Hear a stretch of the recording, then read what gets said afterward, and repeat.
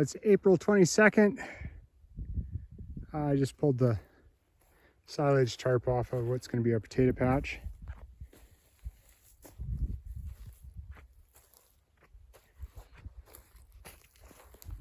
See some yellowed off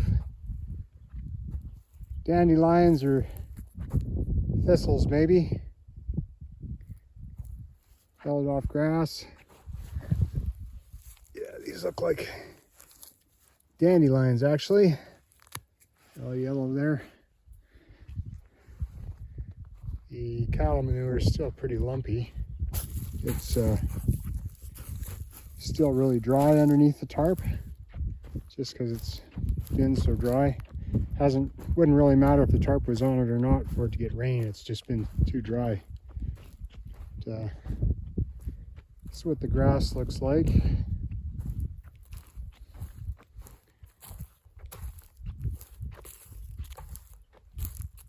I'm thinking that it's not dead enough. It'll probably come back.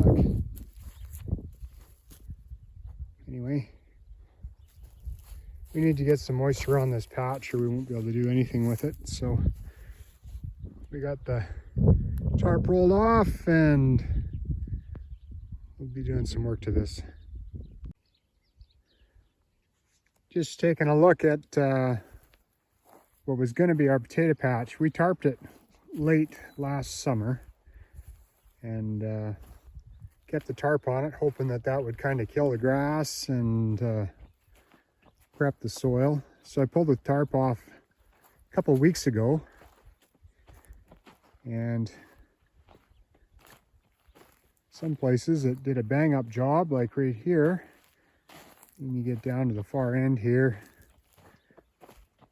not so much.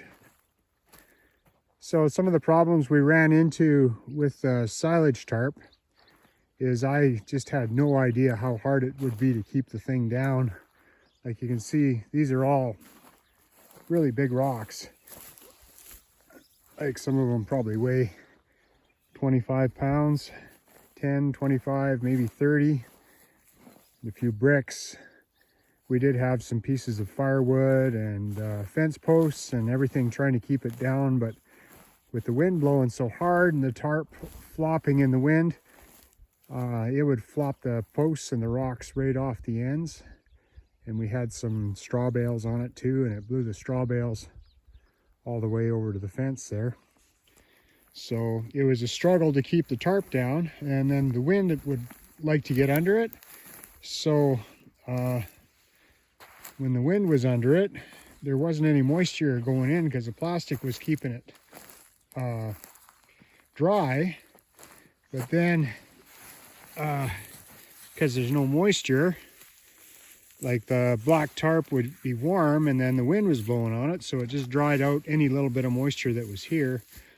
So when we mixed in some of our cattle manure compost in the fall, I was hoping it would break down, but it was just so dry that everything just stayed just like it was basically when it went on. So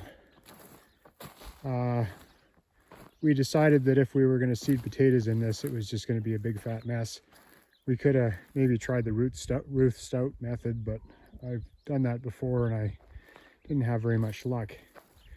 So we took the tarp off hoping that we'd get a little bit of rain on it to start the biological process going here, but there hasn't been any rain here for a couple of months. So I did water this one row with the weeping hose, and it is starting to, we got some biological activity happening and the dirt's starting to look nice, and I think that I could possibly water these and have them in pretty good shape within a couple of weeks. But the problem is going to be the grass. The grass is just going to take over, and we don't have a ton of water. So we made the decision to defer planting on this for a year anyways. So what we'll probably do is we're thinking of maybe putting some squash or something in just some small areas and controlling the grass. And yeah, So I don't know, the tarp might have worked a little bit better if it was on there earlier in the year. Because the grass was dormant because it had been so dry, it really didn't notice that it was dark because it was dormant from being dry, and then over the, it was over there over the winter months. It probably needed a full year over the summer to really get a good kill. But yeah, I just had no idea how hard it was going to be just to keep the tarp down on this. So I think we're still going to use the tarp, but maybe we'll try some smaller pieces, and we'll have to do more to control the wind and stuff, because that it didn't do what we wanted it to. Not soon enough anyways. I think if it had been wet enough and if we'd have been able to keep the tarp held down, we started earlier, it would be better. So it's possible that we'll cut the tarp into some strips to cover individual beds rather than trying to cover a whole great big schwack at once, just because that's just too big a surface area. Guys around here that put the silage tarp on silage, they have a whole whacking bunch of tires.